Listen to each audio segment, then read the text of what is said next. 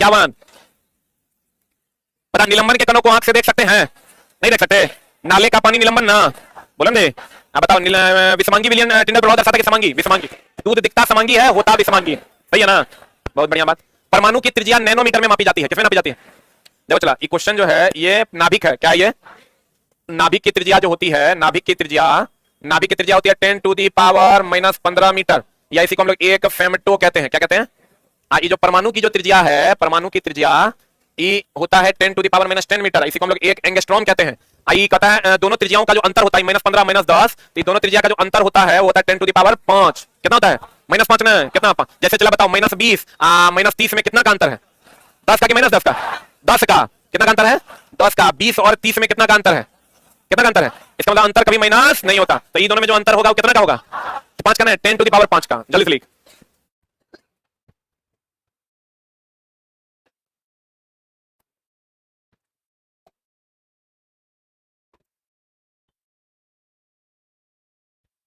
कृपया आपस में बात ना करें।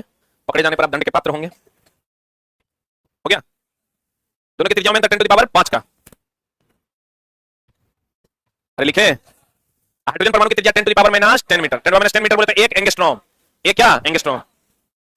डाल्टन ऐसे प्रथम वैज्ञानिक थे जिन्होंने तत्वों के प्रतीकों का प्रयोग अत्यंत विशिष्ट अर्थ में किया था। प्रतीक मतलब सिंबल। जैसे हाइड्रोजन के लिए H बोलेंगे। लेकिन अगर कह देगा पहली बार तत्वों का प्रतीक के बारे में कौन बताया था? बर्जीलियस। कौन बताया था? लेकिन कहेगा किसने तत्वों के प्रतीकों का प्रयोग अत्यंत विशिष्ट अर्थ में किया था? डाल्टन। लेकिन अगर खाली कह देगा किसने तत्वों के प्रतीक को पहली बार बताया? प्रतीक को पहली बार बताया तो आंसर क्या हो जाएगा? बर्जीलियस। अगर एकदम मीनिंगफुल वे में किसने बताया? डाल्टन। किसने बताया? डाल्टन। बर्जीलियस ने कौन सिद्धांत दिया था? जैव शक्ति का सिद्धांत। कौन सिद्धांत? जैव शक्ति का सिद्धांत किसने दिया था? बर्जीलियस ने दिया था। जैव शक्ति का सिद्धांत किसने दिया था? किसने तत्वों के प्रतीक की पहली बार बताया था? बर्जीलियस ने। किसने मीनिंगफुल वे में बताया था? डाल्टन। किसने बताया था? डाल्टन। और जैव शक्ति का सिद्धांत किसने दिया था? बर्जीलियस ने। और इसी का अंत किया था वोहलर ने। जैव शक्ति का सिद्धांत था कि कोई भी प्रयोगशाला में कार्बनिक पदार्थ बनाना संभव नहीं है, जिसका अंत किया वोहलर ने पहली बार अमोनियम साइनेट से यूरिया बनाकर। बर्जीलियस के सिद्धांत का अंत हुआ क्या बनाकर? ना अमोनियम साइनेट से वोहलर ने। किसने? वोहलर ने यूरिया बना दिया। अमोनियम साइनेट से वोहलर ने क्या बना दिया? यूरिया बना दिया। और जैव शक्ति के सिद्धांत का क्या कर दिया? अंत कर दिया। जैव शक्ति के सिद्धांत का अंत किसने किया? वोहलर ने कर दिया। क्या बनाकर? अमोनियम साइनेट से यूरिया बनाकर। जैव शक्ति का सिद्धांत दिया किसने था? बर्जीलियस ने। किसने दिया था? बर्जीलियस कहता था कि कोई भी तत्व कार्बनिक तत्व को प्रयोगशाला में बनाना संभव नहीं था, लेकिन पहली बार अमोनियम साइनेट से यूरिया बना दिया था किसने? वोहलर। हो गया? अरे हुआ? मिटाएं? यानी जैव शक्ति के सिद्धांत का अंत किसने किया था? वोहलर ने। अगर तत्व के प्रतीक का सुझाव सर्वप्रथम किसने दिया था? बर्जीलियस। लेकिन मीनिंगफुल वे में तत्व के प्रतीक को रिप्रेजेंट किसने किया था? किसने किया था? डाल्टन। एवोगाड्रो नंबर के बारे में तो पता होगा। किसी भी तत्व के लिए हम जो एक मोल लेते हैं, चला कितना लेते हैं? एक मोल जो होता है एक मोल बराबर होता है 6.022 into 10 टू द पावर 23 परमाणु अणु या क्या आयन। इसी को हम लोग कहते हैं एवोगाड्रो नंबर। क्या कहते हैं? चला इसी को, क्योंकि इसका खोज कौन किया था? एवोगाड्रो ने किया था, इसलिए इसको हम लोग एवोगाड्रो संख्या के नाम से जानते हैं। और यही बराबर होता है एक मोल बराबर हो जाता है 22.4 लीटर के। किस पर? एनटीपी एसटीपी पर। एनटीपी एंड एसटीपी पर, नॉर्मल टेंपरेचर एंड प्रेशर और स्टैंडर्ड टेंपरेचर एंड प्रेशर पर। नॉर्मल टेंपरेचर एंड प्रेशर और स्टैंडर्ड टेंपरेचर एंड प्रेशर पर। इसकी खोज कौन किया था? एवोगाड्रो। इसलिए इसको कौन नंबर कहते हैं? एवोगाड्रो संख्या के नाम से जानते हैं। बढ़े?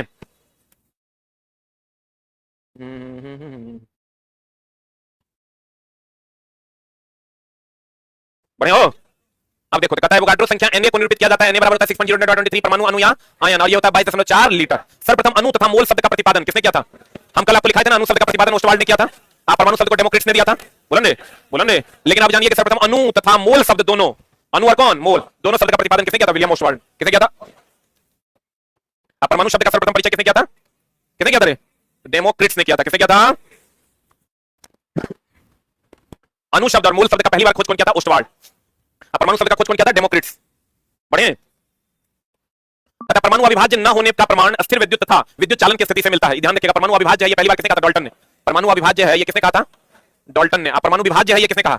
रदरफोर्ड ने। परमाणु विभाज्य है ये बात किसने कहा था मेरी जान? रदरफोर्ड ने। किसने कहा था? परमाणु अविभाज्य है ये बात किसने कही थी? डाल्टन ने। परमाणु विभाज्य है ये बात किसने कही? रदरफोर्ड ने। लिखे?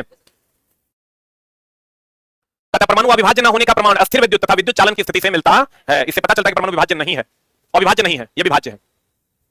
प्रोटॉन की खोज किसने की थी? केनाल रे के रूप में किसने की थी? गोल्डस्टीन। अब चला प्रोटॉन की खोज पर बहुत ज्यादा झोल है। सबको पता है कि इलेक्ट्रॉन का खोज कौन किया था?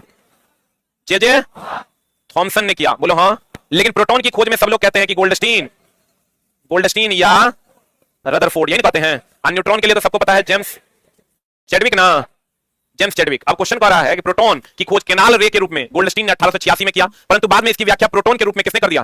किसने कर दिया? रदरफोर्ड। इसका मतलब खोज जो किया, अगर इस पर चला बहुत लोग भी बात करते हैं कि सर गोल्डस्टीन ने रदरफोर्ड दे। तुम्हारा जो एनसीईआरटी है दोस्त मेरे, उसमें ये दिया हुआ है कि प्रोटॉन की खोज केनाल रे के रूप में किसने किया? गोल्डस्टीन ने 1886 में किया, परंतु बाद में इसकी व्याख्या प्रोटॉन के रूप में किसने किया? रदरफोर्ड। इसका मतलब जो पहला ऑप्शन होगा वो आपका क्या होगा? गोल्डस्टीन। दूसरा ऑप्शन होगा रदरफोर्ड। लेकिन अगर कहेगा खोज किसने किया? तो गोल्डस्टीन। अगर व्याख्या किसने किया? रदरफोर्ड। लेकिन अगर खोज में भी पहले कह देगा तो गोल्डस्टीन, बाद में कह देगा रदरफोर्ड।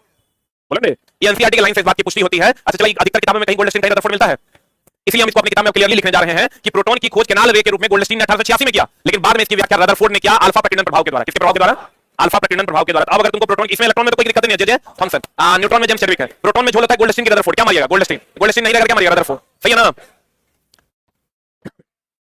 दोनों कैसे रहेगा? दोनों में कोई एक चुनना होगा, गोल्डस्टीन चुनना। कहते जे थॉमसन पहला वैज्ञानिक था जिसने परमाणु का मॉडल दिया था। देखो इस पर भी सवाल तुमको मिलेगा, परमाणु का मॉडल लिख के देना, और एनसीईआरटी का पहला सवाल यही है। परमाणु मॉडल जो है, परमाणु मॉडल का क्रम है, पहला था थॉमसन, प्लम पुडिंग मॉडल दिया था। कौन मॉडल दिया था? इसके बाद दिया था डाल्टन, इसके बाद दिया रदरफोर्ड, इसके बाद दिया बोर एंड ब्यूरी। ये क्रम है, एनसीईआरटी का सवाल है। थॉमसन ने चला, लिख लेना, प्लम पुडिंग मॉडल दिया था। कौन मॉडल दिया था? प्लम पुडिंग मॉडल दिया था। किसने? थॉमसन ने। टाटा केक जो है वो ले लिया था, केक में जो चारों तरफ चीजें चिपकी हुई थी, कहा वैसे ही इलेक्ट्रॉन चिपका हुआ है। जे थॉमसन ने किसका खोज किया? इलेक्ट्रॉन का, जिसके लिए 1905 में उसे क्या मिला था? नोबेल पुरस्कार। अब बोलोगे ऐसा क्यों सर? प्रोटॉन की खोज के लिए तब कहीं नहीं मिला, न्यूट्रॉन के लिए कहीं नहीं मिला। इसलिए चला कि इलेक्ट्रॉन के प्रवाह से विद्युत धारा उत्पन्न हुआ। अब विद्युत धारा उत्पन्न हुआ तभी आपके चारों तरफ देखिए बिना विद्युत धारा के कुछ हो सकता है क्या? इसलिए सिर्फ इलेक्ट्रॉन की खोज के लिए जे थॉमसन को 1905 ईस्वी में नोबेल पुरस्कार से सम्मानित किया गया। एक्सरे के उत्पादन के लिए 1903 ईस्वी में रोएंटजेन को मिला था। किसको? 1921 में आइंस्टाइन को प्रकाश विद्युत प्रभाव के लिए नोबेल दिया गया था। बोलेंगे इलेक्ट्रॉन का प्रवाह क्या कहलाता है? विद्युत धारा। इलेक्ट्रॉन का प्रवाह विद्युत धारा। इसलिए इलेक्ट्रॉन की खोज के लिए 1905 ईस्वी में थॉमसन को क्या मिला था? नोबेल पुरस्कार दिया गया था। इलेक्ट्रॉन की खोज के कारण 1905 में थॉमसन को क्या मिला था? नोबेल पुरस्कार। ऑर्डर क्या है? पहले थॉमसन दिया, फिर कौन दिया? डाल्टन, डाल्टन के बाद रदरफोर्ड, रदरफोर्ड के बाद बोर ब्यूरी। एनसीईआरटी का क्वेश्चन है, एग्जाम्पलर का ये।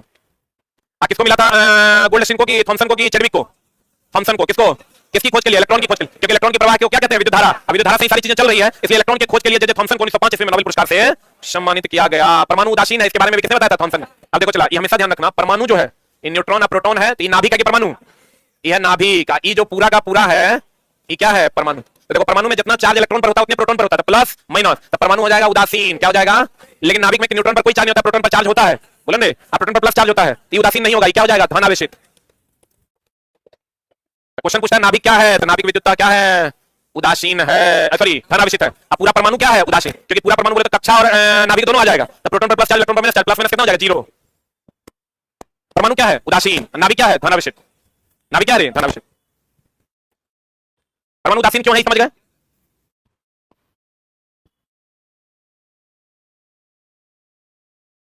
रदरफोर्ड को नाभिकीय भौतिकी के जनक कहते हैं, क्योंकि भैया रदरफोर्ड ही ने नाभिक का खोज किया था। किसने खोजा था? रदरफोर्ड ने नाभिक का खोज किया था। ये हो गया। देखो इन्होंने क्या किया था? एक सोने का पत्थर ले लिया। किसका पत्थर ले लिया? एक सोने का पत्थर क्यों लिया था? रदरफोर्ड। इससे अल्फा कण को गुजारा। कौन कण को गुजारा? तो बहुत सारा अल्फा कण जो है गुजर गया, कुछ अल्फा कण जो है डाइवर्ट हो गया, कुछ अल्फा कण जो है वो डाइवर्ट हो गया, इसे चला गया। कुछ अल्फा कण जिस पद पे गया उसी पर लौट गया।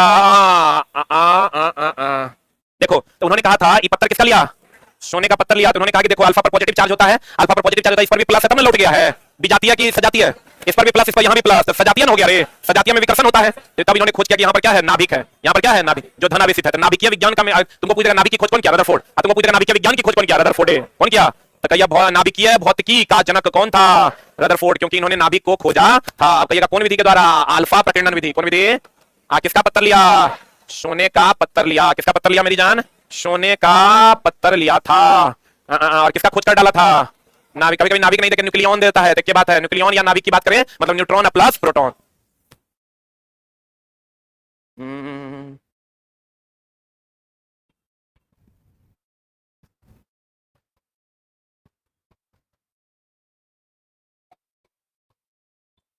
हो गया? हुआ? पढ़े? अगला कहता है चला कि रदरफोर्ड की ने बताया था कि परमाणु की त्रिज्या और नाभिक की त्रिज्या की तुलना में कितना गुना होता है? नहीं होता है। ये 10 टू द पावर -15, ये 10 टू द पावर -10, तो कितना गुना है? 5 गुना। 10 टू द पावर 5 गुना। ये बताया किसने था? रदरफोर्ड ने। परमाणु की स्थिरता की व्याख्या किसने की थी? नील्स बोर ने। परमाणु अस्थिर है इसकी व्याख्या नील्स बोर ने। परमाणु अविभाज्य इसकी व्याख्या रदरफोर्ड डाल्टन ने। किसने? पहला परमाणु मॉडल थॉमसन ने। किसने बताया परमाणु में नाभिक? रदरफोर्ड। किसने बताया? परमाणु की स्थिरता की व्याख्या किसने की थी? Niels Bohr. बोलेंगे परमाणु की स्थिरता की व्याख्या किसने की? Niels Bohr. परमाणु अविभाज्य ये बात किसने कहा? डाल्टन।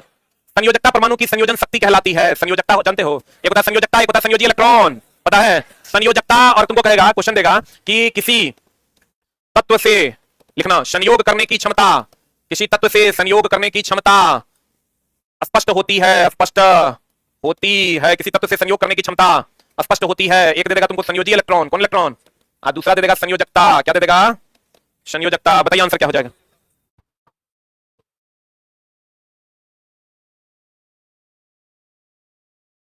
F5 की वैलिडिटी बढ़वा देते हैं, चलो F सब बढ़ गया है, पता नहीं तुम्हारा नहीं बढ़ा है क्यों। अनइंस्टॉल करके इंस्टॉल करो। फाउंडेशन में एडमिशन लेना है, मैं कोई फाउंडेशन, अभी ऐप में कोई फाउंडेशन बैच नहीं है, अभी 6-8 टारगेट चल रहा है। फाउंडेशन आएगा, थोड़ा बर्दाश्त करो। हो गया, अभी चूंकि +2 बच्चा सब पास किया है ना, अब ये +2 का रिजल्ट शायद आज आने वाला था, नहीं आया है, आज ही आने वाला था क्या, मतलब बुझो जब न तब आने ही वाला है। अब देखो चला, इसका आंसर बताओ क्या हो जाएगा। किसी तत्व से संयोग करने की क्षमता स्पष्ट होती है संयोजकता के द्वारा। तब कोका कबिल का मौसा मारता है संयोजी इलेक्ट्रॉन। संयोग करने की क्षमता किसके द्वारा ज्ञात की जाती है, संयोजकता, संयोजकता किसके द्वारा। तब न चलाई जो कहते हैं Al2O3 में अल्युमिनियम की संयोजकता 3 है, इसलिए 3 ऑक्सीजन को अपने साथ सटा लिया है। ऑक्सीजन की संयोजकता 2 है, इसलिए ऑक्सीजन 2 अल्युमिनियम को अपने साथ संयोग करवा लिया है। नहीं समझा, अल्युमिनियम की संयोजकता कितनी है, 3, इसलिए 3 ऑक्सीजन को सटेले है। ऑक्सीजन की संयोजकता कितनी है, 2, इसलिए 2 अल्युमिनियम को सटेले है। बोलबे नहीं करेगा। आज क्या अल्युमिनियम की संयोजकता निकालिएगा, अल्युमिनियम की संयोजकता निकालिएगा, 2 8 3 होता है, तो संयोजी इलेक्ट्रॉन कितना है, 3, कितना 3, ऑक्सीजन का निकालिएगा तो 8 होता है, तो 2 6 होता है, तो 6 होता है, 6 होना चाहिए था, होना चाहिए था ना। लेकिन मतलब 6 को अगर संयोजी इलेक्ट्रॉन के हिसाब से जोड़ेंगे तो क्या जोड़ना चाहिए, 6 को, लेकिन इसकी संयोजकता निकालिएगा 8 में 6 गया कितना, 2, तो देखो 2 को जोड़ा है कि नहीं जोड़ा। इसका मतलब किसी तत्व से संयोग करने की क्षमता को संयोजकता कहते हैं, और उसको संयोजकता के द्वारा दिखाते हैं, ना कि संयोजी इलेक्ट्रॉन के द्वारा। किसके द्वारा, संयोजी इलेक्ट्रॉन की संयोजकता। इसीलिए तो कहते हैं कि रदरफोर्ड ने संयोजकता परमाणु की संयोजन शक्ति कहलाता, संयोजी इलेक्ट्रॉन संयोजन शक्ति नहीं कहलाता है। कौन कहलाता है, कौन कहलाता है, संयोजकता और संयोजी इलेक्ट्रॉन अलग अलग है। संयोजी इलेक्ट्रॉन होता है बाइटम कक्षा का इलेक्ट्रॉन, कौन इलेक्ट्रॉन, जिसको हम लोग मुक्त इलेक्ट्रॉन कहते हैं। अगर कहेगा विद्युत धारा के प्रवाह में कौन जरूरी है, संयोजकता की संयोजन। Alright, so we're supposed to add these up, and these are called matrix. अरे वाह, रदरफोर्ड ने परमाणु की तुलना किससे की थी, सौर परिवार। सर कैसे, उन्होंने कहा था कि देखो जैसे सूर्य के चारों तरफ सभी ग्रह चक्कर लगाते हैं, वैसे ही नाभिक के चारों तरफ इलेक्ट्रॉन चक्कर लगाता है। बोले ने ये इलेक्ट्रॉन, प्रोटॉन, न्यूट्रॉन, ये सब के बारे में, नाभिक के बारे में कौन बताता है, रदरफोर्ड। तो वही ना कहेगा कि ये जो परमाणु है वो सौर परिवार के जैसा है। जैसे सौर परिवार में सूर्य के चारों तरफ ग्रह चक्कर लगाता है, वैसे यहाँ भी नाभिक के चारों तरफ कौन चक्कर लगाता है, इलेक्ट्रॉन। तो भैया बताओ डाल्टन कैसे कहेगा, डाल्टन ने कहा था ये अविभाज्य है, तो अविभाज्य यदि कह पाता कि नाभिक के चारों इलेक्ट्रॉन चक्कर लगाता है। थॉमसन भी नहीं कह पाता, थॉमसन क्यों नहीं कह पाता, थॉमसन कहता था कि वो केक ले लिया, केक के ऊपर अलग अलग जो चॉकलेट चिपका हुआ था, कहता ऐसे ही इलेक्ट्रॉन चिपकल है। तो कहता कोई बात नहीं है, सूर्य के हिसाब से जैसे सूर्य के चारों ओर ग्रह घूम रहे हैं, वैसे उस चीज की व्याख्या रदरफोर्ड ने किया। रदरफोर्ड ने कहा एक नाभिक है और उसके चारों तरफ कौन चक्कर लगा रहा है, इलेक्ट्रॉन, कौन चक्कर लगा रहा है, और सूर्य के चारों तरफ कौन चक्कर लगा रहा है, ग्रह, कौन चक्कर लगा रहा है, ग्रह। सूर्य की तुलना उन्होंने नाभिक से की और ग्रहों की तुलना उन्होंने इलेक्ट्रॉन से की। किससे की, फिर कहता है रॉबर्ट हुक। देखो चला, ये मृत और जीवित कोशिका का जो झोल है इसको बढ़िया से एक लाइन में क्लियर कर लो। रॉबर्ट हुक कॉर्क से मृत तथा ल्यूवेनहॉक तालाब से जीवित कोशिका का खोज किया था। ये जब क्वेश्चन आता है अटर पटर मार देता है बच्चा। रॉबर्ट हुक जो है किससे, कॉर्क से मृत कोशिका का खोज किया, बोलवे नहीं करेगा। और ल्यूवेनहॉक जो है तालाब से जीवित कोशिका का खोज किया था। और डाउटेबल लाइन उपलब्ध है, रॉबर्ट हुक जो है ये कॉर्क से मृत कोशिका का खोज किया, ल्यूवेनहॉक तालाब से जीवित कोशिका का खोज किया। क्लियर है।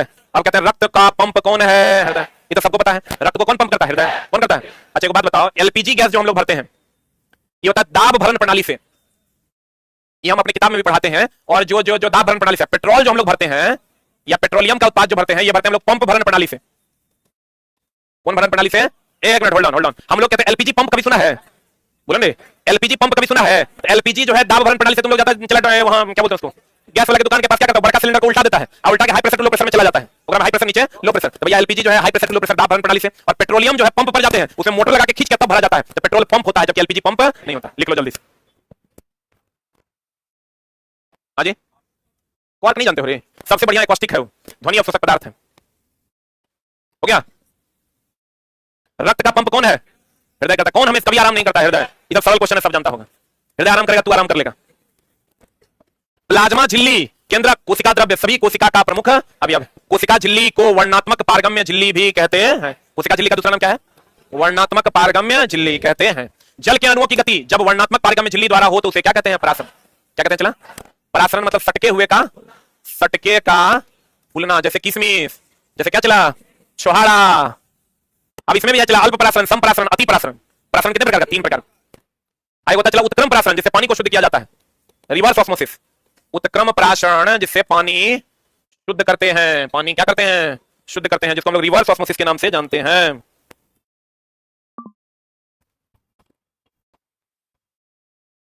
हो गया, लिखिए। अल्प परासरण में कोशिका क्या हो जाएगा, फूल जाएगा। अब चला यहां से भी एनसीईआरटी में सवाल है कि कोशिकाएं कब फूल जाती है, जब बाहर की सांद्रता अधिक और अंदर की सांद्रता कम होती है, तब कोशिकाएं फूल जाती है, क्योंकि बाहर से अंदर जल का क्या होने लगता है, प्रवाह। एनसीईआरटी का सवाल है। क्या सवाल है कि कोशिकाएं लिखना, कोशिकाएं फूल जाती है, कोशिकाएं फूल जाती हैं जब जब कोशिका के बाहर जल की सांद्रता जल की सांद्रता अधिक होती है और अंदर क्या होती है, कम होती है। क्या होता है चला, अधिक सांद्रता से कम सांद्रता में इसका क्या हो जाता है, प्रवाह हो जाता है। अधिक सांद्रता से किसमें, कम सांद्रता में जल का प्रवाह हो जाता है, जिसके कारण कोशिका क्या हो जाती है, फूल जाती है। बोला ना रे, अल्प प्रसारण में कोशिकाएं क्या हो जाती है, फूल जाती है। फिर सम प्रसारण में कोई परिवर्तन नहीं होता। अति प्रसारण में कोशिका क्या हो जाता है, चिपक जाता है। क्या हो जाता है, चिपक जाता है। एक कोशिकीय अवायवीय जीव तथा अधिकांश पादप कोशिका परासरण द्वारा जल को, देखो चला, परासरण द्वारा जल कैसे ग्रहण होता है। जैसे जल रखा हुआ है, तुम जल खाली डाल दो, कोई मोटर नहीं लगाओ, कैपिलरी एक्शन के द्वारा सट सट खींच लेगा, उसी को हम लोग परासरण कहते हैं। क्या कहते हैं, जैसे तुम देखो मिट्टी है, सूखी मिट्टी है, उसके चारों तरफ तुम पानी डाल दो, सट सट खींच लेगा, उसको हम लोग क्या कहते हैं, परासरण। लेकिन परासरण जल अवशोषण की वह प्रक्रिया है, परासरण जल अवशोषण की वह प्रक्रिया है जिसमें बिना मोटर पंप के केशिका क्रिया द्वारा, कोशिका क्रिया न, कौन क्रिया, केशिका क्रिया द्वारा जल का अवशोषण स्वतः हो जाता है। जल का अवशोषण क्या हो जाता है चला, स्वतः हो जाता है। अब बता चला, एक कोशिकीय और अधिकांश पादप कोशिका, कौन कोशिका, किस विधि द्वारा जल ग्रहण करते हैं, परासरण द्वारा। किस विधि द्वारा, यही अगर उत्क्रम परासरण हो जाएगा तो हम कहेंगे पानी का शुद्धिकरण होता है किसके द्वारा, उत्क्रम परासरण के द्वारा। किसके द्वारा, अब पानी अपने आप खींचा जाता है, किसके द्वारा, परासरण के। किसके द्वारा, परासरण। कहीं पर भी पानी जैसे जड़ क्या करता है, पानी खींच लेता है कि नहीं, यह विधि कौन विधि है, परासरण। अब कहता है प्लाज्मा झिल्ली लचीली होती है, जो किसका किसका, लिपिड और प्रोटीन का मिश्रण। लिपिड एक प्रकार का क्या है, वसा है। लिपिड एक प्रकार का क्या है, वसा। अब प्रोटीन से एमिनो अम्ल का निर्माण होता है, एमिनो अम्ल से उत्तक का, उत्तक से अंग का। उत्तक समान होते हैं क्या असमान होते हैं, उत्तक समान होते हैं जबकि अंग असमान होते हैं। क्लियर है ना, ये भी क्वेश्चन एनसीईआरटी में मिलेगा। उत्तक क्या होते हैं, लिख लो, उत्तक जो है वो कैसे होते हैं, समान। जो अंग होते हैं, अंग जो होते हैं वो कैसे होते हैं, अलग। उत्तक क्या होता है, समान, अंग क्या होता है, अलग। अब प्लाज्मा झिल्ली कैसी होती है, लचीली, जो लिपिड और किसका बना होता है, प्रोटीन का। अमीबा तथा अनेक कोशिकीय जीव अपना भोजन इंडोसाइटोसिस विधि द्वारा करते हैं। अमीबा तथा अनेक जीव अपना भोजन कौन विधि द्वारा करते हैं चला, इंडोसाइटोसिस विधि द्वारा करते हैं, याद रखना होगा। कोशिका झिल्ली सहित अन्य पदार्थ का संकुचन जीव द्रव्य कुंचन कहलाता है। किसी भी पदार्थ का जो संकुचन होता है उसको हम लोग जीव द्रव्य कुंचन, संकुचन और कुंचन क्या है चला। जैसे हम लोग कहते हैं हम जो भोजन करते हैं वो किस विधि द्वारा अंदर जाता है, मांसपेशियों के संकुचन या कुंचन द्वारा। ये भी एनसीईआरटी का सवाल है, लिख लो। हमारे द्वारा किया गया भोजन, हमारे द्वारा किया गया भोजन संकुचन या कुंचन विधि द्वारा, हमारे द्वारा किया गया भोजन मांसपेशियों के संकुचन या कुंचन या क्रमानुकुंचन, बोर्ड पर लिखा हुआ है क्रमानुकुंचन, मतलब क्रम से संकुचित होना और फैलना, क्रमानुकुंचन के द्वारा होता है। एनसीईआरटी का लाइन क्वेश्चन है। हम जो भोजन करते हैं या वो किसके द्वारा जाता है अंतर, संकुचन, कुंचन या क्रमानुकुंचन। मतलब इसका मतलब होता है फैलना और सिकुड़ना। इसीलिए सोए सोए भी खा लेते हैं, खड़े खड़े भी खा लेते हैं। लेकिन चला अगर हम बात करें वहां कहां, अंतरिक्ष में तो जी का मन जीरो होता है, जी का मन जीरो होता है, तो वहां भी कहेगा कि भोजन हम कैसे कर पाते हैं, क्रमानुकुंचन के द्वारा, मांसपेशियों के संकुचन और क्रमानुकुंचन के द्वारा। क्योंकि भैया भोजन को ग्रेविटी से कोई लेना देना नहीं है। अगर भोजन को ग्रेविटी से लेना देना होता तो हम खाली खड़े खड़े खा पाते या बैठे बैठे खा पाते, सो के नहीं खा पाते। लेकिन हम लोग सोकर भी क्या करते हैं, खा लेते हैं। ऐसे कुछ भी डाल लीजिए मुंह में, सो जाइए, यही है क्रमानुकुंचन। बोलेंगे तो कहते हैं कोशिका झिल्ली, कौन झिल्ली, सहित अन्य पदार्थों का संकुचन जीव द्रव्य कुंचन कहलाता है। और अमीबा कौन विधि द्वारा भोजन करती है, एंडोसाइटोसिस विधि द्वारा भोजन करती है। हम बोले थे कौन ऐसा है जो अमाशय से भोजन बाहर निकालकर फिर खाता है, स्टारफिश। कौन, जो रेगुलर क्लास कर रहे हैं उनको पता होगा, कौन ऐसा है जो अमाशय से भोजन बाहर निकालता है फिर खाता है, स्टारफिश ना। बोलेंगे कौन ऐसा है जो भोजन को पहले सड़ाता है फिर खाता है, कवक। कौन, लिक्विड फॉर्म में अब्जॉर्ब करता है। वैसे ही अमीबा जो भोजन करता है इस विधि को कौन विधि कहते हैं, इंडोसाइटोसिस विधि कहते हैं। अमीबा जो भोजन करता है इस विधि को क्या कहते हैं, इंडोसाइटोसिस विधि कहते हैं। कहता है कोशिका विभाजन के समय क्रोमोसोम दिखाई देता है। जब कोशिका विभाजन होता है चला तो उस समय कोशिका क्रोमोसोम आपका क्या होता है, दिखाई देता है। इसलिए जब भी चला क्रोमोसोम की जांच होती है तो मांसपेशियों में पहले कोशिका विभाजन होता है और तभी आप क्रोमोसोम यानी डीएनए की जांच कर सकते हैं। कहते हैं डीएनए के क्रियात्मक खंड को क्या कहते हैं, जीन कहते हैं। डीएनए के क्रियात्मक खंड को जीन कहते हैं। आपको कभी कोई क्वेश्चन पूछता है अनुवांशिकता की खोज, अनुवांशिकता की जांच किससे होती है, ये हमेशा ध्यान रखिएगा। अगर दे तुमको अनुवांशिकता, इसलिए चला कि जीन का एक भाग है डीएनए, जीन का एक भाग। तो अगर कहेगा अनुवांशिकता, अनुवांशिकता का पता किससे लगाते हैं, तो पहला ऑप्शन हो जाएगा जीन और दूसरा ऑप्शन क्या हो जाएगा, डीएनए। को भी क्वेश्चन मिलेगा तुमको। ये फर्स्ट आंसर कि सेकंड आंसर, आइए सेकंड। अनुवांशिकता की खोज किसने की थी, किसके द्वारा होती है, जीन के द्वारा। जीन का ही कहते हैं डीएनए का क्रियात्मक खंड कौन है, जीन। जीन नहीं रहेगा तब क्या मारिएगा, डीएनए। कहते हैं इसका डीएनए खराब है, डीएनए ठीक है, डीएनए से ही उसके वंश का पता चलता है, अनुवांशिकता का पता। और चला डीएनए सबका अलग अलग होता है, और वो लोग हैं तो अरबों लोगों में किसी का भी डीएनए एक दूसरे से मैच नहीं करेगा। अगर मान लो कहीं पर तुम खून कर दिया और तुम्हारा बाल गिर गया या कुछ भी ऐसा गिर गया जिससे डीएनए सैंपल लिया जा सकता है, तो उस डीएनए के जैसा दूसरे का डीएनए हो ही नहीं सकता पूरे विश्व में, ना किसी जीव का और ना किसी मानव का। इसलिए देखना जब भी जांच होती है तो किसके द्वारा होती है, डीएनए। मतलब हम ये कह सकते हैं कि डीएनए सभी जीव का अलग अलग होता है, कभी भी दो जीवों का डीएनए समान नहीं हो सकता। इसलिए देखा तुम कभी कोई क्राइम स्थल पर जो है लोगों को ना जाने की सलाह दी जाती है, कहता पुलिस आएगा ना तभी जाइएगा, तो पुलिस आएगा तब जाइएगा। मतलब चला वहां पर वो चीजें कलेक्ट करने की कोशिश करता है जिससे खूनी का डीएनए जांच किया जा सके। बहुत आसान है, डीएनए जांच अगर हो जाएगा, जिस जिस पर शक होगा उस सबको उठा लेगा और उस सबका डीएनए जांच कर लेगा। जब डीएनए पकड़ा जाएगा तो सीधे सजा है मौत। वहीं बचने वाला कोई झोल नहीं है। लेकिन अगर ये बात साबित, वकील ऐसा चीज चला जो तुम्हारी किसी भी बात को साबित करने के लिए तैयार रहता है। वकील वहां साबित करेगा नहीं, ये गया था, जब आवाज हुआ थी गया देखने की कौन कौन है, तब बाल टूट के गिर गया, या ये आवाज जब हुई तो ये वहां गया देखने, और जो वहां चाकू रखा हुआ था उसको छू के देखा कि क्या इसी चाकू से इसकी हत्या हुई है। तो इचला वकील साहब जो है, वकील ऐसा आदमी है जो गलत करने पर साथ देगा। इस धरती पर और कोई नहीं है। तो कहते हैं बस खाली भगवान से मनाना चला सब कुछ हो, वकील के चक्कर में ना पड़े, ना तो तेरा फाइल खरीदवा के 5 कट्ठा जमीन बेचवा देगा। वो जो लड़का लोग जो एनटीपीसी वाला में पकड़ाया था ना, अरे इस बार वाला आंदोलन नहीं, पिछले बार वाला आंदोलन में 5 लड़का पकड़ाया था, तो पकड़ाया तो जेल में लेके गया, वो लोग को जेल में गया तो हम लोग उसका जो है जो 2-3-4 वकील थे उसको वो बोला कि नहीं नहीं नहीं बाप रे, बच्चा सब पकड़ाया है आंदोलन में, हम 1 टका नहीं लेंगे, $1 नहीं लेंगे। हम लोग लगा हाँ कितना बढ़िया वकील है, ये कह रहा है 1 टका नहीं लेंगे। तो आप चला, हम बोले ठीक है यही जो है केस लड़ेगा, केस लड़ेगा। चला तो समझो कि जैसे गए तो बोला दूसरे का फाइल खरीद लीजिए, 100 की फाइल ले लीजिए, 300 की फाइल ले लीजिए, साला फाइल खरीदते खरीदते 1.5 लाख चल गया, 30 के 35 हजार हम उसको दिए खाली फाइल खरीदते खरीदते। एक बार हम गए वो केस के सिलसिले में, तो वो कहता है, वो आदमी को हमको नहीं बोला, वो आदमी को बोलता है वकील साहब कुछ खर्चो देना पड़ेगा। तो वकील साहब कहते हैं कि ना ना अभी आपका केस पहले ट्रायल है। बोला हाँ अच्छा अभी केस चलेगा ना, हमको नहीं चाहिए बाबा, 500 दे दीजिए, आप 300 का फाइल लगा दीजिएगा, अरे वो चलवा बार बार फाइल होता है 500 दे दीजिए, अरे साला 500 500 1000 3 1300, अब वकील साहब भी नहीं लिए है, वकील साहब बाद में लेंगे। अरे छोटा चोर वकील कहेंगे एकदम चला समझो वकील के चक्कर में तो पड़ने ने सामने झगड़ा लड़ाई होगा तो माफी मांगे केस वापस ले लेना है, कोर्ट तक एकदम नहीं पहुंचे, भगवान से दुआ करना, ना तो वकील साहब गड़बड़ा देते हैं मामला। फाइल बहुत खरीदवाते हैं, कोई काट के नहीं चला देना, पता चला सब वकील मिलकर हमारे पे केस कर दिया। और स्पष्ट केंद्रक में केवल क्रोमेटीन पदार्थ होता है, जिसे क्या कहते हैं, वैसा केंद्रक जो स्पष्ट नहीं है उसमें एक ही पदार्थ होता है क्रोमेटीन, जिसको हम लोग केंद्रक कहते हैं। क्या कहते हैं? जिस कोशिका में केंद्रक झिल्ली होता है उसे क्या कहते हैं? यूकैरियोटिक। भैया ये दो होता है, प्रोकैरियोटिक एवं यूकैरियोटिक। प्रोकैरियोटिक मतलब मैच्योर, ज्ञान मैच्योर, अनडेवलप आप कह सकते हैं। प्रोकैरियोटिक की अगर हम बात करें, प्रोकैरियोटिक मतलब अनडेवलप की डेवलप, अनडेवलप। इसके अंतर्गत कौन कौन आता है? नीलहरित शैवाल नाम सुना है? एक होता है यूकैरियोटिक, हम लोग जो है स्तनधारी हैं, हम लोग क्या हैं? यूकैरियोटिक हैं। क्या है हम लोग? ये होता है डेवलप। क्या होता है? चला डेवलप। हम लोग यूकैरियोटिक है कि प्रोकैरियोटिक? हम लोग चला यूकैरियोटिक है। जितने भी स्तनधारी हैं वो क्या है? यूकैरियोटिक। नीलहरित शैवाल क्या है? प्रोकैरियोटिक। प्रोकैरियोटिक मतलब पूरा का पूरा डेवलप नहीं हुआ हो, यूकैरियोटिक मतलब पूरा का पूरा क्या हो गया? वो डेवलप हो गया।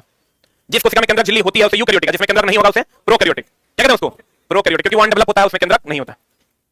लिखा। कोशिका द्रव्य और केंद्रक द्रव्य को क्या कहते हैं? जीव द्रव्य। ये तो पढ़े होंगे आप लोग बायोलॉजी में भी। कोशिका द्रव्य ले लो, केंद्रक द्रव्य, सबको मिलाकर क्या कहते हैं? जीव द्रव्य। यकृत विष तथा दवा का को निराकरण करने में महत्वपूर्ण भूमिका निभाता है। बताओ यकृत में कौन होता है जो विष को मार देता है? यकृत में कौन होता है जो विष को मार देता है? HCl नाम सुने हो? पित्त भी कौन चला? पित्त। तो ये विष तथा दवा को निराकरण करने में महत्वपूर्ण भूमिका निभाता है कौन? यकृत। जो विष होगा भोजन में, जो विषाक्त पदार्थ होता है वो यकृत में क्या हो जाता है? समाप्त हो जाता है। क्या हो जाता है? और दवा का निराकरण, दवा को अलग अलग भागों में बांटने के लिए भी हम लोग किसका उपयोग करते हैं? यकृत का। यकृत बोले तो लीवर रे। ER में संश्लेषित पदार्थ गोल्जी उपकरण में जमा रहता है। What is ER? Endoplasmic reticulum. Endoplasmic reticulum. Endoplasmic reticulum. Endoplasmic reticulum इसको कहते हैं अंतः प्रद्रव्यी जालिका। इंडोप्लाज्मिक रेटिकुलम अंतः प्रद्रव्यी जालिका जो होता है, चला इसमें 2 भाग होता है, एक होता है रफ भाग, एक होता है स्मूथ भाग। ये जो रफ भाग होता है इसी में क्या होता है? राइबोसोम। क्या होता है? राइबोसोम। राइबोसोम प्रोटीन का निर्माण करता है। किसका निर्माण करता है? प्रोटीन फैक्ट्री, इसी को कहते हैं वो राइबोसोम को हम लोग प्रोटीन फैक्ट्री के नाम से जानते हैं। इंडोप्लाज्मिक रेटिकुलम में 2 भाग होता है, रफ भाग है, स्मूथ भाग। रफ भाग को में क्या होता है? राइबोसोम। राइबोसोम क्या करता है? प्रोटीन का संश्लेषण। किसका संश्लेषण करता है? प्रोटीन का संश्लेषण करता है। एक और है कि जो प्रोटीन बनाता है, चला इसको ले जाने का काम कौन करता है? Golgi body. कौन ले जाता है? पता संश्लेषित पदार्थ। ये संश्लेषित पदार्थ हो गया तुम्हारा प्रोटीन। कौन हो गया? चला प्रोटीन पदार्थ गोल्जी उपकरण में जमा रहता है और फिर गोल्जी उपकरण इसको क्या करता है? एक जगह से दूसरी जगह ले जाता है। गोल्जी बॉडी के द्वारा इसको क्या करता है? एक जगह से दूसरी जगह ले जाता है। आपको कहेगा इंडोप्लाज्मिक रेटिकुलम का संश्लेषित पदार्थ कौन है? प्रोटीन। कौन है? जो इंडोप्लाज्मिक रेटिकुलम के किस भाग पर जमा होता है? रफ भाग पर। रफ भाग में क्या होता है? राइबोसोम। राइबोसोम क्या करता है? प्रोटीन फैक्ट्री होता है। राइबोसोम क्या है? राइबोसोम क्या है? Protein factory. राइबोसोम क्या है? हो गया। अब कहता है लाइसोसोम। आत्महत्या की थैली बोलते हैं। लाइसोसोम में उपस्थित एंजाइम का निर्माण कहां होता है? इंडोप्लाज्मिक रेटिकुलम में। लाइसोसोम को आत्महत्या की थैली कहते हैं। क्या कहते हैं इसको? इसका एंजाइम का निर्माण कहां होता है? ER में, इंडोप्लाज्मिक। ये हमेशा ध्यान रखना, एंजाइम को शरीर का उत्प्रेरक कहते हैं। क्या कहते हैं? उत्प्रेरक कहते हैं। एंजाइम को शरीर का क्या कहते हैं? चला उत्प्रेरक कहते हैं। लाइसोसोम में उपस्थित एंजाइम का निर्माण कहां होता है? यार माइटोकॉन्ड्रिया, कोशिका का बिजली घर होगा। अब चला इसमें क्या करता है? पावर हाउस होता है। हम लोग याद करके जाते हैं power house of the cell कौन है? माइटोकॉन्ड्रिया। पावर हाउस ही ना बिजली घर है। तो लड़का कहता है पावर हाउस पढ़ के कहते हैं बिजली घर की हो गया। पावर हाउस ही क्या होता है? बिजली घर। पावर हाउस क्या होता है? बिजली घर। इसमें कैसी झिल्ली होती है? दोहरी। माइटोकॉन्ड्रिया में दोहरी झिल्ली होती है। प्रोकैरियोटिक बताओ, प्रोकैरियोटिक मतलब डेवलप या अनडेवलप? इसमें बहुत सारी चीज अनुपस्थित होता है। बोलन रे पता है? प्रोकैरियोटिक कोशिका में किसी भी प्रकार की झिल्ली नहीं होती। प्रोकैरियोटिक कोशिका में क्रोमोसोम के स्थान पर, क्योंकि चला डेवलप नहीं होता जो क्रोमोसोम बने, हम लोग में क्रोमोसोम होता है। आपको कहेगा क्रोमोसोम का विभाजन जो होता है वो टूटे हुए स्थिति में दिखाई पड़ता है कि जुटे हुए स्थिति में? अभी तुरंत बताते टूटे हुए स्थिति में। अच्छा बताओ, एक्स क्रोमोसोम बड़ा कि वाई? कौन बड़ा? साइज में एक्स बड़ा और वाई छोटा। अब कहते हैं प्रोकैरियोटिक कोशिका में बहुत सारी चीज क्या होता है? एब्सेंट होता है। तो यहां भी चला प्रोकैरियोटिक में क्रोमोसोम नहीं रह के न्यूक्लिक अम्ल होता है। वही न्यूक्लिक अम्ल बाद में जो यूकैरियोटिक जब बन जाता है तो वो किसमें बन जाता है? क्रोमोसोम। किसमें बन जाता है? जैसे चला यूकैरियोटिक में तो क्रोमोसोम, हम लोग यूकैरियोटिक है। कौन कैरियोटिक है? ये जितने भी स्तनधारी हैं सब जो डेवलप जीव तुमको दिखाई दे रहे हैं वो सब क्या है? यूकैरियोटिक। क्या है वो? तो यूकैरियोटिक में सारी चीजें पाई जाती है, प्रोकैरियोटिक में बहुत सारी चीजें एब्सेंट होती है, बहुत सारी चीज डेवलपमेंट के स्टेज में होता है, इसलिए उसको हम अनडेवलप कहते हैं। क्या कहते हैं उसको? ये समझ लो विकासशील होता है वो। क्या होता है वो? तो कहते हैं प्रोकैरियोटिक। प्रोकैरियोटिक कोशिका में क्रोमोसोम के स्थान पर क्या रहता है? न्यूक्लिक अम्ल पाया जाता है। इसमें केवल राइबोसोम अंगक के रूप में होता है। केवल प्रोकैरियोटिक में कौन होता है? राइबोसोम। कोशिका के अंदर विषैले पदार्थों का निराकरण, चिकनी, हम बोले थे इसमें दो भाग है, एगो रफ एगो स्मूथ। ये जो कोशिका का निराकरण है, कोशिका का जो निराकरण, विषैले पदार्थों का जो निराकरण है, ये कौन भाग में होगा? स्मूथ में। और रफ भाग में क्या होता है? प्रोटीन का निर्माण। रफ भाग में क्या होता है? प्रोटीन का निर्माण। और कहते हैं भैया मेरे कोशिका के अंदर विषैले पदार्थों का जो निराकरण होगा वो कहां होगा? स्मूथ भाग में। कोशिका के अंदर विषैले पदार्थों का निराकरण कहां होगा? स्मूथ भाग में। और रफ भाग में क्या होगा? प्रोटीन का निर्माण। जो कौन करेगा? राइबोसोम। कौन करेगा?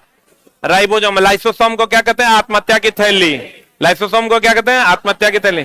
कोशिका के अंदर विषैले पदार्थों का निराकरण कहां होगा? इंडोप्लाज्मिक रेटिकुलम के स्मूथ भाग पर। कौन भाग पर? और रफ भाग पर क्या होगा? प्रोटीन का निर्माण। जो किसके द्वारा होगा? लाइसोसोम के द्वारा। किसके द्वारा? राइबोसोम के द्वारा। किसके द्वारा? राइबोसोम। लाइसोसोम के द्वारा आत्महत्या की थैली। लाइसोसोम आत्महत्या की थैली। क्लियर है? गोल्जी उपकरण अभी तुरंत बताए थे। ये सरल शर्करा को किसमें बदल देता है? जटिल शर्करा में बदलता है। गोल्जी बॉडी का काम है पदार्थों का आवागमन करना। ये सरल शर्करा को किसमें बदलता है? जटिल शर्करा। ये काम चला एंजाइम का भी है। किसका है ये काम? ये काम एंजाइम का भी है। सरल शर्करा है, जटिल उत्तक है कि सरल? जटिल उत्तक है। जाइलम और प्लोएम जो है, जाइलम एंड प्लोएम जो है, ये सरल है कि जटिल है? क्या ये? जटिल है। यही चला क्वेश्चन पूछा था पिछले बार बिहार पुलिस में। गोल्जी उपकरण का परीक्षण सिल्वर नाइट्रेट के साथ करते हैं। किसके साथ करते हैं? सिल्वर नाइट्रेट का दूसरा नाम लूनर कास्टिक भी है। कौन कास्टिक है? चला सिल्वर नाइट्रेट का दूसरा नाम लूनर कास्टिक है। इसी का उपयोग मतदाता के स्याही में करते हैं। मतदाता के स्याही में करते हैं। किस में करते हैं? मतदाता के स्याही में करते हैं।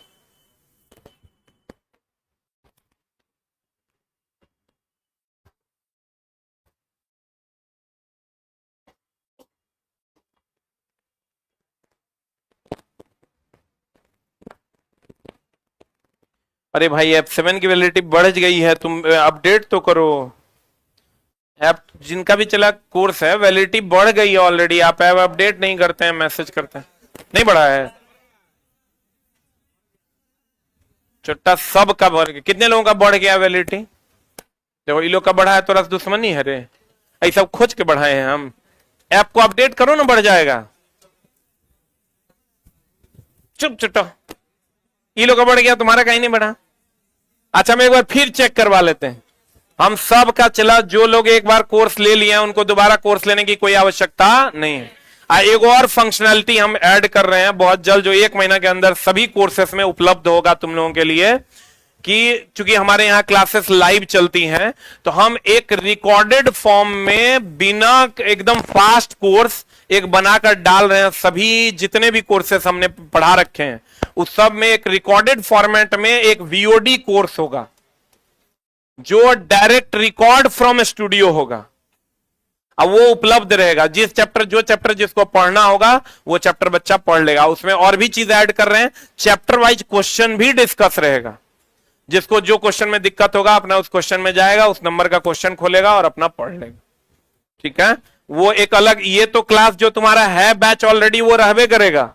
एक वो अलग से ही डाल रहे हैं हम, इसलिए कि जिन बच्चों को मान लो कि फास्ट रिवीजन करना है तो वो फास्ट रिवीजन कर पाएंगे। जिसको खाली क्वेश्चन डिस्कस करना है वो क्वेश्चन डिस्कस कर लेंगे। क्योंकि बहुत सारे बच्चे गांव देहात के होते हैं, उनको चला क्वेश्चन डिस्कशन में दिक्कत होती है और हम उसके पास उपलब्ध नहीं रहते या अन्य टीचर नहीं रहते हैं, तो उसके लिए सारे क्वेश्चंस का डिस्कशन, कंप्लीट क्लास वो एकदम शेड्यूल वे में, चैप्टर बाय चैप्टर, शेड्यूल वे में पीडीएफ, वो जैसे ही कोई अब कोर्स खरीदेगा तो एक वीओडी क्लास उसको रिकॉर्डेड ऑलरेडी अवेलेबल मिलेगा और एक लाइव क्लास अलग से मिलेगा। ये अलग रिकॉर्ड होके रहेगा और ये अलग रिकॉर्ड होके रहेगा। मान लो 2 क्लास छूट गया तो यहां से आप मेकअप कर लीजिए, यहां सब कुछ शेड्यूल्ड रहेगा। ठीक है, बहुत जल्द ये फैसिलिटी हम, जैसे ही बच्चा कोर्स 199 का खरीदा, 299 का खरीदा, तो ये उसको एकदम फ्री ऑफ कॉस्ट वहां पर उपलब्ध मिल जाएगा, पूरा कोर्स एक साथ। जिसको मान लो फास्ट पढ़ना है वो फास्ट पढ़ेगा, जिसको टाइम है लाइव नहीं पढ़ेगा तो वीओडी क्लास यहां से पढ़ सकता है, यहां से भी पढ़ सकता है।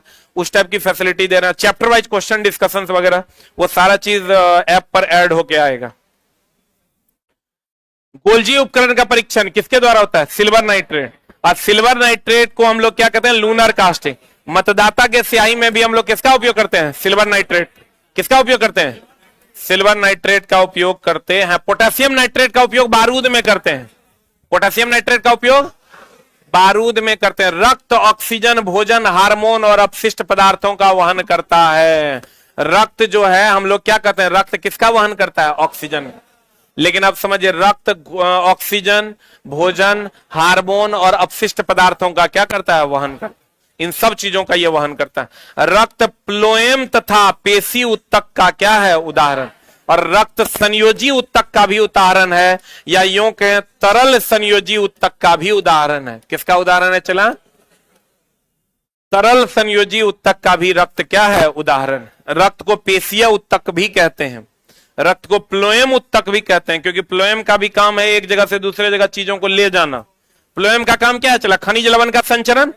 आई देखो, रक्त का भी काम क्या है? भोजन, हार्मोन और अपशिष्ट का संचरण। बोलवे नहीं करेगा। तो रक्त को प्लोएम भी कहते हैं। रक्त को क्या कहते हैं?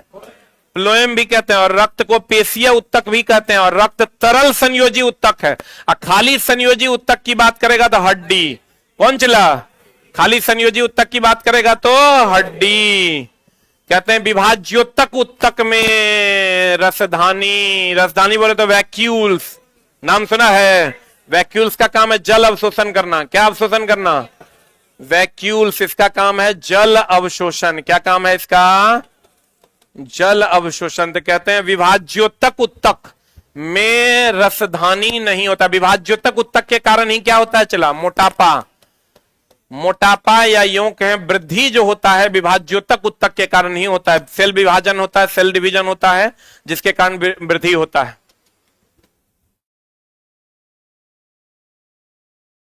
हो गया। अल्कलन काइमा जो होता है कि भित्ति किसकी बनी होती है? लिग्निन। लिग्निन एक प्रकार का क्या है? प्रोटीन है, और इसी के कारण कठोर होता है। मृदु उत्तक होता है सबसे बाहरी उत्तक, जिसको हम निर्जीव उत्तक के नाम से भी जानते हैं। वाष्पोत्सर्जन की क्रिया भी पढ़ा दिए हैं पीछे हम, बताओ क्या होगा? वाष्पोत्सर्जन की क्रिया कहां होती है? रंध्र में। वाष्पीकरण होता है, वाष्पोत्सर्जन। वाष्पोत्सर्जन कहां होता है? रंध्र में। कहां होता है? वाष्पोत्सर्जन होता है रंध्र में। अब वाष्पीकरण किसका होता है? पानी का। किसका? हाँ, खनिज लवण का संचरण कोशिका क्रिया द्वारा कि केशिका क्रिया द्वारा? किस क्रिया द्वारा? रक्त को प्लोएम भी कहते हैं, क्योंकि प्लोएम भी सारी चीजों का वहन करता है और रक्त भी सारी चीजों का वहन करता है। बोलो ने, क्लियर है? पक्का। और कोशिका कब फूलेगा? बाहर की सांद्रता ज्यादा और अंदर की सांद्रता कम। तो जल जब बाहर से अंदर की ओर आएगा तो कोशिका क्या हो जाएगा? फूल जाएगा। परासरण में कोशिका फूलवे न करता है, सम परासरण में कुछ होता नहीं। उत्क्रम परासरण के द्वारा जल का शुद्धिकरण होता है। किसके द्वारा? उत्क्रम परासरण के द्वारा जल का शुद्धिकरण होता है। क्लियर है? Thank you very much.